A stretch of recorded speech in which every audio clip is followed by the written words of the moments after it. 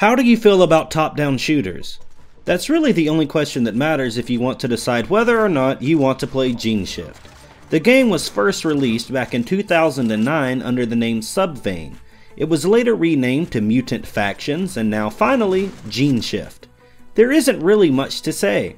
You walk around and shoot things. It works with a line of sight that is connected to a crosshair, so it's really just a matter of clicking on the enemy more than it is actually aiming at him. There are pickups on the map, things like weapons, and you will progress as you go along.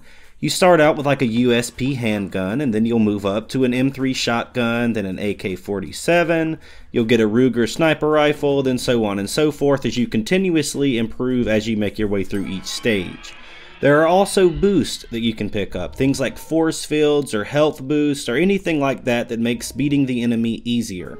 There is also a skill tree that allows you to improve yourself by unlocking mutant skills that improve your character, which you are definitely going to need to do as the game gets more progressively difficult and your enemies become harder and harder. The way it works throughout a typical level is that you will hit a checkpoint and then you will progress more, and if you die at any time it doesn't really matter that much because you get to start over from right where you were and just continue to shoot your enemies again. You make it to the end and you will get a final battle, like maybe a boss, or I experienced a little Walking Dead action with a horde of zombies and what looked like vampires or something like that attacked me as well.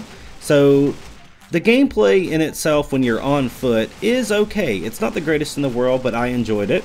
The most fun you're probably going to have is actually in the vehicles, because in the vehicles you get to do more exciting things because after all, you're in a vehicle and not on foot. So overall the gameplay is okay. It's nothing special if I'm going to be completely honest, even if the vehicles do improve it. The 4-player co-op might be a saving grace though, because it lets you play the story with your friends online, which I'm sure is more fun than running it solo, because that's the case with 99% of games that you're ever going to play. If you can find a group to play it with, then you're definitely going to have more fun. I wasn't able to play the PvP, but there will be a 5v5 multiplayer combat, and it's going to have game modes such as capture the flag, checkpoint racing, and zombie survival. So that actually does sound quite promising, and it might add another layer to this game that will improve on the replayability of it in the long run.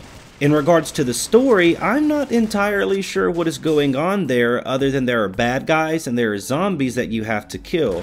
To be honest, if I were to guess, I think the story wasn't designed to be the most important thing in this game, so it's just there. Not really doing anything special, but not being completely terrible either.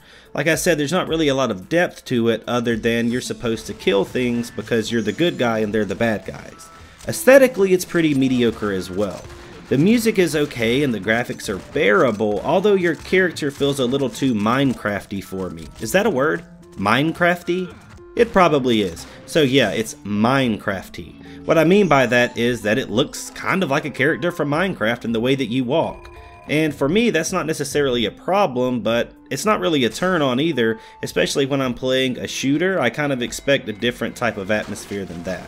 Overall, I didn't hate this game, but I doubt that I will be playing it in the future either. It's $9.99 on Steam, and I would just wait until it goes on sale for closer to the $5 range before I bought it. So there you have it. That is Geneshift, guys. If you like it, leave a like. If you like me, subscribe. Don't forget to check out the Patreon, join our Discord so you can chat with me anytime, and I'll see you guys on the next one.